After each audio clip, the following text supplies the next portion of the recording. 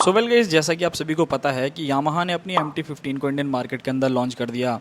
But ये bike को अगर आप देखते हो तो 150 सीसी की सबसे एक्सपेंसिवर साइड बाइक रहने वाली है। 1,80,000 रुपये एक्स शोरूम ये बाइक कॉस्ट करती है।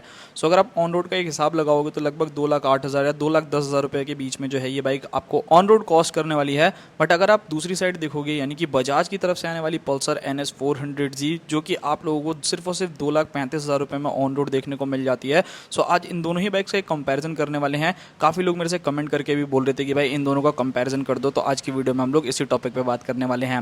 सबसे पहले लुक्स एंड डिज़ाइन के बारे में बात करता हूँ। 155 सीसी के अंदर अगर आप देखते हो ना, तो MT-15 बहुत ही ज़्यादा ज़बरदस्त लुक्स एंड डिज़ाइन लेकर के आती है। मतलब पूरा का पूरा एक समुराई वाला फील होता है ना, कुछ उस टाइप की डिज़ाइनिंग मिलती है। एंड कलर कॉम्बिनेशन भी देखोगे तो उसी टाइप का मिलता है।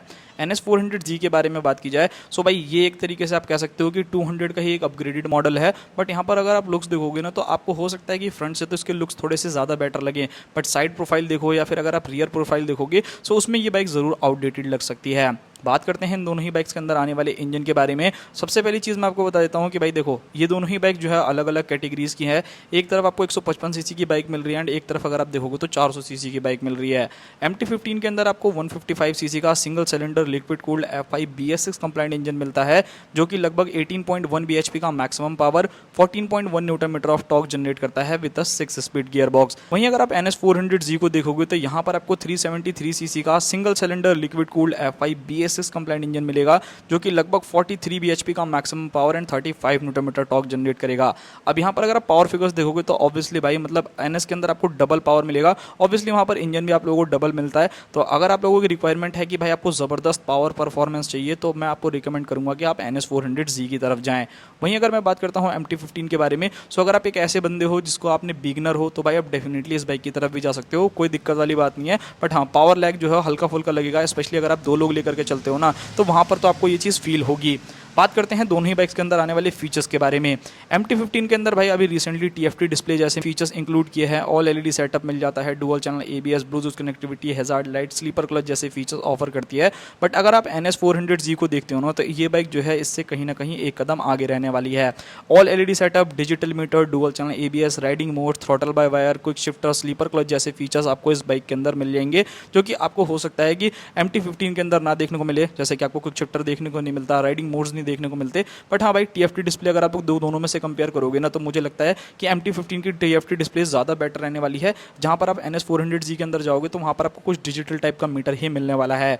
बात करते हैं दोनों ही बाइक्स के माइलेज के बारे में। यहीं पर सारा का सारा गेम चेंज हो जाता है। अगर आप एक ऐसे बंदे हो जिसको माइलेज ज़्यादा चाहिए, तो मैं आपको रिकमेंड करता हूँ MT-15। यहाँ पर आपको 10 लीटर का फ्यूल टैंक तो ज़रूर मिलता है, बट अगर आप इस बाइक की माइलेज देखोगे तो लगभग 40-45 तक की एवरेज जो है ये निकाल के देती है। इवन डिपेंड करता है आपके ऊपर कि अगर आप लोगों को और ज़्यादा अच्छे से चलाते हो तो ये बाइक हो सकता है कि उससे ज़्यादा भी आपको एवरेज ऑफर कर दे। बट अगर NS400Z के बारे में बात की जाए, एक तो सबसे पहली चीज़ इस बाइक के अंदर आपको 12 लीटर का ही फ्यूल टैंक मिलता है। दूसरी चीज़, इस बाइक की जो माइलेज है वो लगभग 30 से 35 के आसपास में मिलेगी, एंड ये मैं हाईएस्ट बता रहा हूँ। एंड अगर इस बाइक को आप हार्ड एंड फास्ट चलाते हो सकता है कि इसकी एवरेज जो है वो और ज़्यादा कम हो जाए। बाकी तो देखो भाई, राइडर के ऊपर डिपेंड करता है, वो इससे ज़्यादा भी निकाल ले। बट मुझे जो लगता है कि 30 से 35 मैक्सिमम है भाई, इससे ज़्यादा मुझे नहीं लगता कि NS400Z जो है वो एवरेज देने वाली है। बाकी अगर आप लोगों ने रियल लाइफ में कितनी एवरेज निकाली है NS400Z की, वो आप मुझे कमेंट बॉक्स में बता सकते हैं। नाउ बात करते हैं वाइब्रेशंस एंड हीटिंग इशू के बारे में।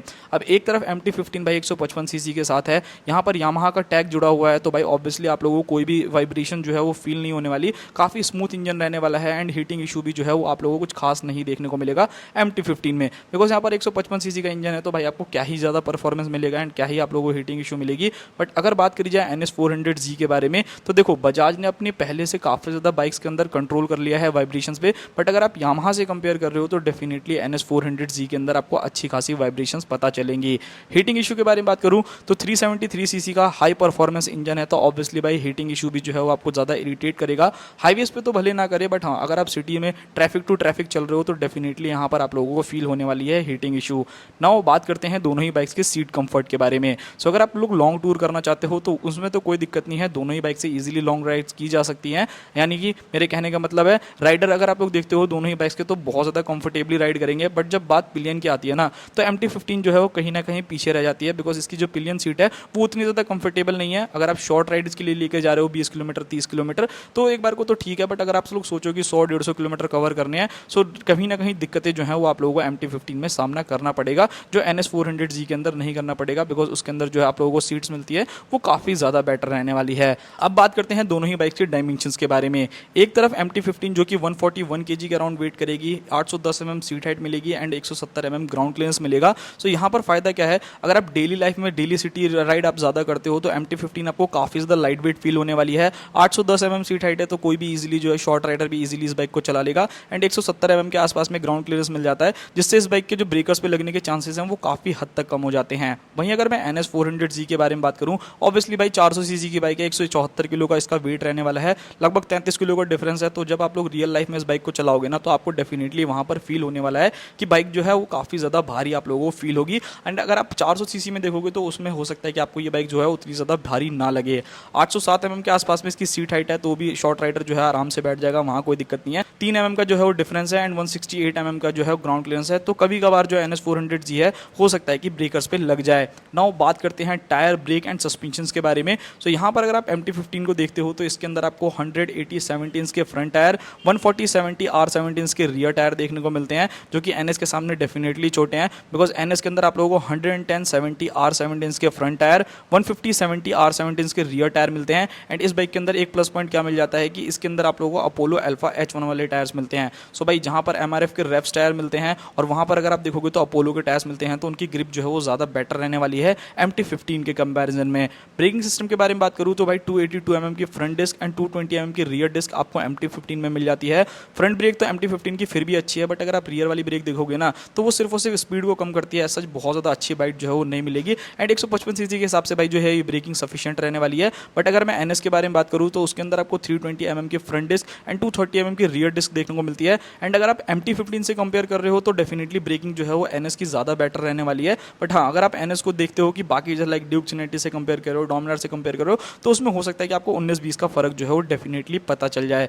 नाउ बात करते हैं सस्पेंशन के बारे में। दोनों ही बाइक्स के अंदर आपको USD सस्पेंशन देखने को मिलते हैं, बट यहाँ पर अगर आप USD देखोगे ना तो डेफिनेटली NS का जो USD है वो थोड़ा ज़्यादा प्रीमियम रहने वाला है। लगभग 43 mm का फ्रंट में USD सस्पेंशन एंड दोनों ही बाइक्स में रियर का मोनोशॉक एब्जॉर्बर्स देखने को मिलता है। सो अगर मैं बात करता हूँ कंफर्ट वाइज या फिर अगर मैं बात करूँ सस्पेंशन के फीडबैक के बारे में तो दोनों ही बाइक्स के अच्छे हैं, वहाँ पर आपको कोई भी इशू नहीं आने वाला है। नाउ अब बात करते हैं सर्विस कॉस्ट के बारे में। दोनों ही बाइक्स को अगर आप लोग देखते हो तो एक तो सबसे पहली चीज़ यामाहा की 155 cc की बाइक भी आप लोगों को लगभग 1,80,000 रुपये एक्स शोरूम कॉस्ट कर रही है। इस बाइक की सर्विस कॉस्ट देखोगे या पार्ट्स की क्वालिटी देखोगे तो भाई डेफिनेटली वो थोड़ी हायर तो मिलती है, बट आपको एक्सपेंसिवर साइड ही जो है वो जाना पड़ेगा। बट अगर मैं NS के बारे में बात करता हूँ तो वहाँ पर ये सारी चीज़ें आपको फेस करने को नहीं मिलेंगी। मतलब सर्विस कॉस्ट जो है वो 400 cc होने के बावजूद भी काफ़ी हद तक कम है। एंड अगर इसके पार्ट्स की क्वालिटी के बारे में बात करूँ या फिर पार्ट्स की प्राइसिंग के बारे में बात करूँ तो NS400Z की प्राइसिंग जो है वो काफ़ी हद तक कम रहने वाली है MT-15 के कंपैरिजन में। नाउ अब बात करते हैं दोनों ही बाइक्स की प्राइस के बारे में एंड कौन सी बाइक किसको लेनी चाहिए। एक तरफ आप लोग देखोगे तो MT-15 लगभग 1,80,000 रुपये कॉस्ट करती है, ऑन रोड लगभग 2,08,000 रुपये के आसपास में। एंड NS400Z को देखोगे तो 1,92,000 रुपये जो है ये एक्स शोरूम कॉस्ट करती है, लगभग 2,35,40,000 रुपये के आसपास में जो है इसकी कॉस्टिंग चली जाएगी। दोनों ही बाइक्स में अगर आप डिफरेंस देखोगे तो लगभग 20-25,000 रुपये का डिफरेंस जो है वो आप लोगों को देखने को मिलेगा। तो भाई देखो मेरा यहाँ पर यही कहना है, अगर आपको स्मूथनेस ज़्यादा पसंद है, रिलायबल इंजन चाहिए, आप लोगों को लाइटर वेट मशीन चाहिए, माइलेज जो है वो ज़्यादा चाहिए, तो मैं आपको रिकमेंड करूंगा कि आप MT-15 की तरफ चले जाओ। एंड अगर आप लोग एक ऐसे बंदे हो जिसने ऑलरेडी 150 cc 200 cc जैसी बाइक चला रखी है, 250 cc जैसी बाइक चला रखी है, तो आप डेफिनेटली NS400Z की तरफ जा सकते हो, जहाँ पर आपको परफॉर्मेंस जो है वो तगड़ी मिलने वाली है, फीचर्स तगड़े मिलने वाले हैं। हाँ, लुक्स जो है वो उतने ज़्यादा अच्छे ना मिले, हो सकता है, देखो ये आपके ऊपर डिपेंड करता है कि आपको लुक्स पसंद है या फिर नहीं। बट हाँ, कहीं ना कहीं NS200 से इंस्पायर है तो थोड़े से लुक जो है वो आउटडेटेड हो गए हैं। सो ये था पूरा वीडियो। आई होप आप लोगों को वीडियो पसंद आई होगी। वीडियो कैसी लगी कमेंट सेक्शन में जरूर बताना एंड ऐसी कंपैरिजन वीडियो के लिए आप मुझे कमेंट भी कर सकते हैं।